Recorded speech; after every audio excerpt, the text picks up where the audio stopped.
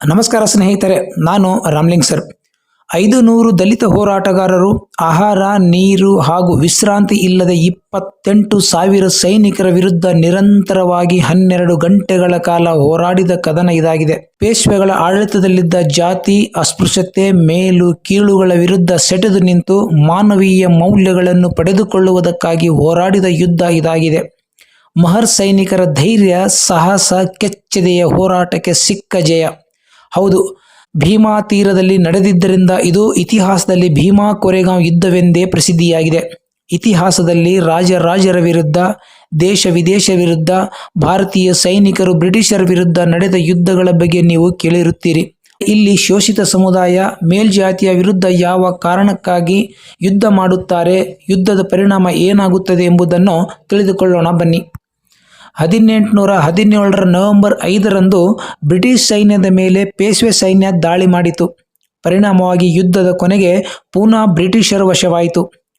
ಆ ಸಂದರ್ಭದಲ್ಲಿ ಮಹರ್ ಸುಬೇದಾರ್ ಸಿದ್ನಾಕ್ ಪೇಶ್ವೆ ಬಾಜಿರಾಯನ ಅರಮನೆಗೆ ಬಂದು, ನಾವು ನೀವು ಈ ದೇಶದವರು, ಇಬ್ಬರೂ ಸೇರಿ ಬ್ರಿಟಿಷರನ್ನು ಎದುರಿಸೋಣ, ಗೆದ್ದ ಮೇಲೆ ನಮ್ಮನ್ನು ಸ್ವಾಭಿಮಾನಿಗಳಾಗಿ ಬಾಳಲು ಅವಕಾಶ ಕೊಡಿ ಎಂದು ಕೇಳಿಕೊಳ್ಳುತ್ತಾನೆ. ಇದಕ್ಕೆ ಪ್ರತಿಯಾಗಿ ಬಾಜಿರಾಯ, ಯುದ್ಧದಲ್ಲಿ ನಾವು ಗೆದ್ದರೂ ಧರ್ಮ ಗ್ರಂಥಗಳು ನಿಮಗೆ ಯಾವ ಸ್ಥಾನಮಾನ ನೀಡಿವೆಯೋ ಅದೇ ಸ್ಥಾನಮಾನ ನೀಡುತ್ತೇವೆ ಎಂದು ಉತ್ತರಿಸುತ್ತಾನೆ.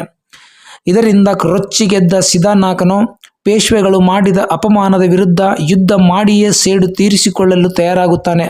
ಈ ಉದ್ದೇಶದಿಂದ ಮಹರ್ ಸೈನಿಕರು ಬ್ರಿಟಿಷ್ ಸೈನ್ಯಕ್ಕೆ ಸೇರಿಕೊಳ್ಳುತ್ತಾರೆ. ಮಹಾರಾಷ್ಟ್ರದ ಪೂನಾದಿಂದ 12 ಕಿಲೋಮೀಟರ್ ದೂರದಲ್ಲಿರುವ ಕೋರೆಗಾಂವ್ನ ಭೀಮಾ ನದಿ ತೀರದಲ್ಲಿ ಪೇಶ್ವೆಗಳ ಸೈನ್ಯಕ್ಕೂ ಬ್ರಿಟಿಷರ ಸೈನ್ಯಕ್ಕೂ 1817 ಡಿಸೆಂಬರ್ ತಿಂಗಳ 30 ರಾತ್ರಿ ಯುದ್ಧ ನಡೆಯುತ್ತದೆ. ಕ್ಯಾಪ್ಟನ್ ಸ್ಟಾಂಟನ್ ನೇತೃತ್ವದ ಬ್ರಿಟಿಷ್ ಸೈನ್ಯವು ಮಹರ್ ರೆಜಿಮೆಂಟನ್ನು ಒಳಗೊಂಡಿತ್ತು.